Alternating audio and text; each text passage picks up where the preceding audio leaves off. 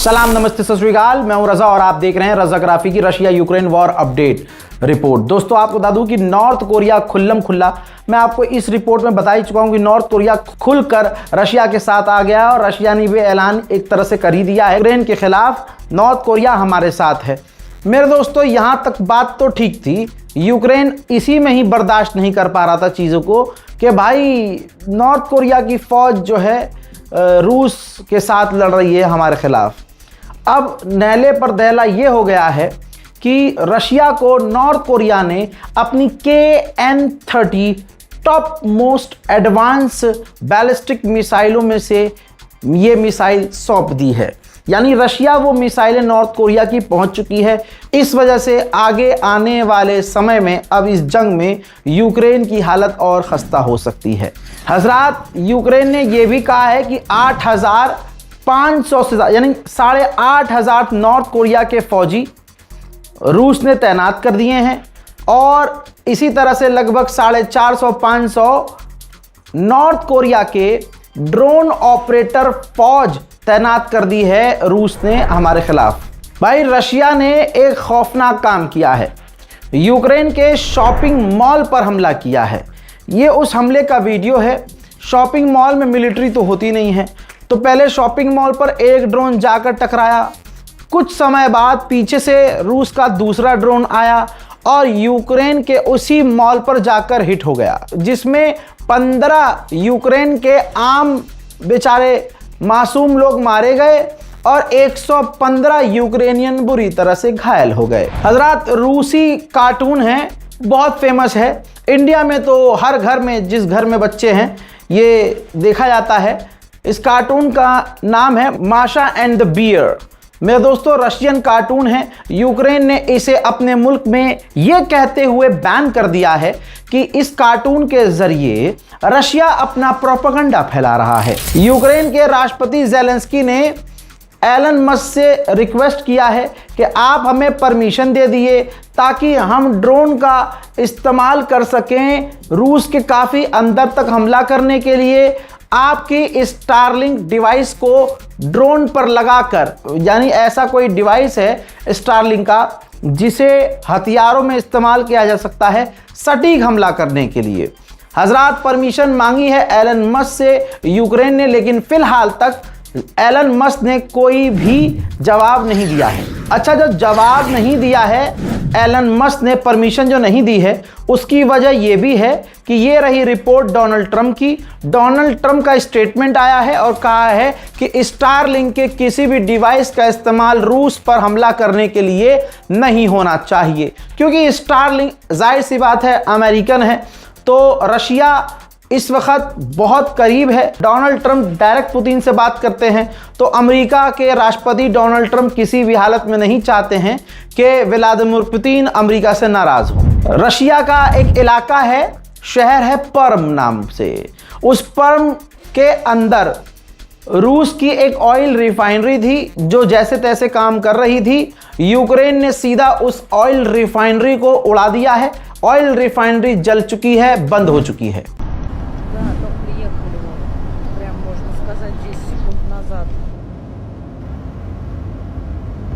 उधर पोलैंड भी जबरदस्ती उछल रहा है। पोलैंड ने कहा है कि हम लॉन्ग रेंज की मिसाइलें बॉर्डर पर तैनात करेंगे जिसकी रेंज मॉस्को तक होगी। यानी रशिया की राजधानी का नाम लेकर पोलैंड मिसाइलें तैनात करने की बातें कर रहा है। रशिया के काम भी तो ऐसे ही हैं। ये नहीं कहा जा सकता कि रशिया दूध का धुला है। रशिया का एक जासूसी जहाज फिनलैंड के 8 किलोमीटर अंदर घुस गया। फिनलैंड इसके बाद नाराज हो गया और काफी चिंता व्यक्त की है और इस कांड पर रूस का विरोध किया है। यूक्रेन रूस के ईरानियन ड्रोन को मार गिराने के लिए, आपको पता है, एडवांस फाइटर जेट का इस्तेमाल कर रहा है। अब एक नई क्लिप आई है जिसमें ईरानियन रशियन ड्रोन को दौड़ा रहा है यूक्रेन का फाइटर जेट, लेकिन हिट करने से पहले ही वो रशियन ड्रोन सीधा जमीन पर जाकर क्रैश हो गया। रिपोर्ट ये लीक हुई है कि यूक्रेन की फौज ने एक बहुत बड़ा प्लान किया था कि हम रूस की सबसे बड़ी एयरपोर्ट अथॉरिटी यानी एयरपोर्ट पर हमला करते हैं 1000 ड्रोन से, जिसके बाद रशिया का सबसे बड़ा एयरपोर्ट पूरी तरह से बंद हो जाएगा। मामला ये सामने आया है कि यूक्रेन के राष्ट्रपति ज़ेलेंस्की ने इस हमले को अप्रूवल नहीं दिया। कहा जा रहा है एक्सपर्ट के मुताबिक कि कहीं ना कहीं ज़ेलेंस्की घबराए हुए हैं कि अगर हमने ये काम कर दिया, ये हमला कर दिया, तो रशिया हम पर इतने बड़े हमले करेगा जो हम झेल नहीं पाएंगे, क्योंकि इस वक्त तो हमारे पास इंटरसेप्टर्स की भी कमी है। रूस जिन ड्रोन का इस्तेमाल कर रहा है उन ड्रोन के अंदर कैमरा भी लगा होता है और वो डायरेक्ट लाइव स्ट्रीम करते हैं अपने ऑपरेटर को। ऐसे ड्रोन को इस्तेमाल करते हुए हमले के लिए उन तस्वीरों को निकालकर सोशल मीडिया पर वायरल भी रशिया कर रहा है। एक यूक्रेन के अंदर जगह है, वहां पर एक मिनी बस जा रही थी, रशिया का ड्रोन जाता है और उस मिनी बस से टकरा जाता है।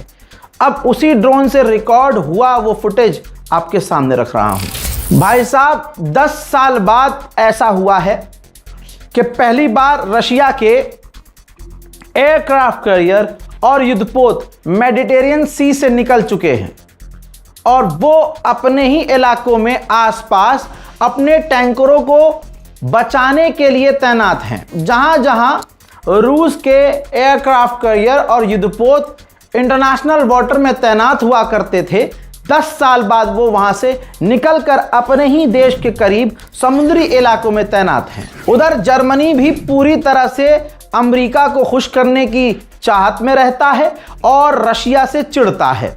जर्मनी ने आधिकारिक बयान दिया है कि हमें हमारे ही जंगलों से कुछ रशियन हथियार मिले हैं, जिसकी जांच हमने शुरू कर दी है। फिलहाल रशिया ने इस पर कोई बयान नहीं दिया है। यूक्रेन को फौज की कमी है, तभी तो जबरदस्ती यूक्रेन की फौज आम लोगों को, नौजवानों को, बच्चों को किडनैप करके लेके जाती है। अब जो खबर आई है ये ज्यादा परेशान करने वाली है यूक्रेन के आम लोगों को। ये है यूक्रेन के पूर्व डिफेंस मिनिस्टर। इन्होंने एक न्यूज चैनल पर कहा है कि आज की तारीख में जेंडर इक्वालिटी का मतलब यह है कि महिलाओं को भी फौज में शामिल होना पड़ेगा, तभी हमारे मर्द हजरात जंग में फ्रंट लाइन पर जाएंगे और उनकी जगह महिलाएं तैनात होंगी, क्योंकि हमें फौज की ज़रूरत है।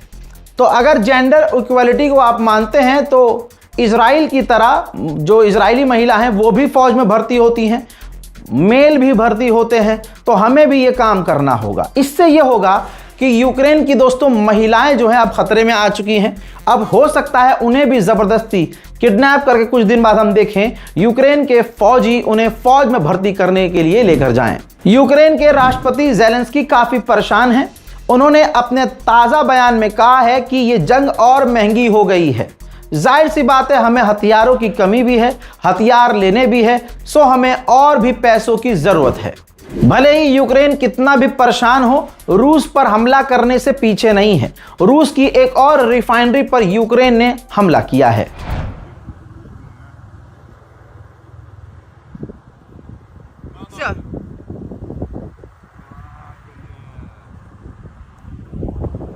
जिसकी जवाबी कार्रवाई में इस हमले के बाद रशिया ने यूक्रेन की राजधानी कीव पर भी हमला कर दिया है।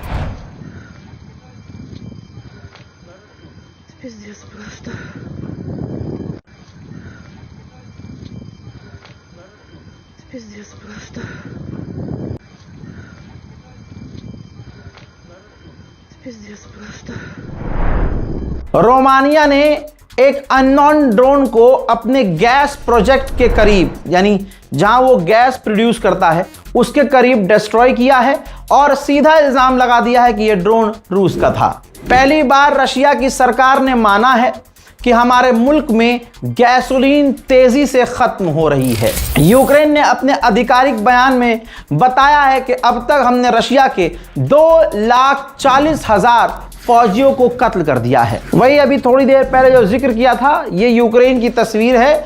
भाई, घरों के अंदर से जबरदस्ती यूक्रेन के फौजी यूक्रेन के आम नौजवानों को, यहां तक कि 18 से ऊपर जो बच्चे हैं उन्हें भी जबरदस्ती किडनैप करके फौज में भर्ती करने के लिए लेके जा रही है। रशिया के भी हमले कुछ छोटे नहीं हैं। यूक्रेन की राजधानी है कीव।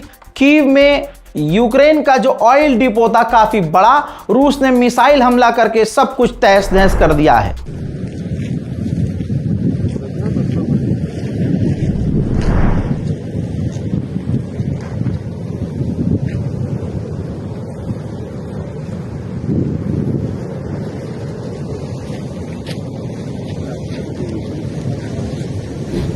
यूक्रेन के अंदर जो यूक्रेन की सरकार है अपनी ही जनता पर जुल्म और सितम सबसे बड़ा तो यही कर रही है। जैसे इस वीडियो में देखिए, चुपके से ये वीडियो बनाया गया है, वीडियो लीक हो गया है, जिसमें एक औरत यूक्रेन के फौजियों के सामने घुटने पर बैठी हुई है और कह रही है कि मेरे पति को जबरदस्ती फौज में भर्ती करने के लिए मत लेकर जाओ, मैं भीख मांगती हूं। रूस के राष्ट्रपति व्लादिमीर पुतिन ने सर्वदलीय जो है मीटिंग की और उस मीटिंग में टेबल पर उन्होंने बड़ी बात कह दी है। उन्होंने कह दिया है कि जबकि ये 4 साल हो चुका है, 4 से 5 साल हो चुका है इस जंग को, और पुतिन की ये बात मानना ना मानना आपके हाथ में है। पुतिन ने कहा है कि यूक्रेन के आतंकी हमले उसने खूब किए हैं, लेकिन हमारा नुकसान कोई बड़ा नहीं हुआ है। यूके भी पूरी तरह से रशिया के खिलाफ है और यूके के ये प्रधानमंत्री हैं जिन्होंने साफ तौर से बयान दिया है मीडिया में कि हम हर तरह से यूक्रेन को सपोर्ट करते हैं, करते रहेंगे। जाहिर सी बात है, ये व्लादिमीर पुतिन ने, रशिया ने जबरदस्ती यूक्रेन पे जंग थोपी है, जिस पर हम पूरी तरह से यूक्रेन के साथ हैं। इसके बाद भाई साहब, रशिया कहां चुप रहता है। रशिया के विदेश मंत्री जो सर्गेई लावरोव हैं, उन्होंने इंटरनेशनल मीडिया को इंटरव्यू देते हुए यूक्रेन के खिलाफ बोला कि देखिए, हमारे पास अधिकार है, जब वो डायरेक्टली यूक्रेन के साथ मिला हुआ इस जंग में ब्रिटेन, तो हम इसके परिणाम भुगतने के लिए कह सकते हैं और हमें मानना होगा, अधिकार है हमारा कि ब्रिटेन सीधे तौर से हमारे खिलाफ जंग में उतरा हुआ है। हज़रात मोहतरम, यूक्रेन रशिया वॉर अपडेट में फिलहाल के लिए इतना ही। इस रिपोर्ट को शेयर कीजिए, चैनल को हमारे सब्सक्राइब कीजिए, दुआओं में याद रखिए। जय हिंद।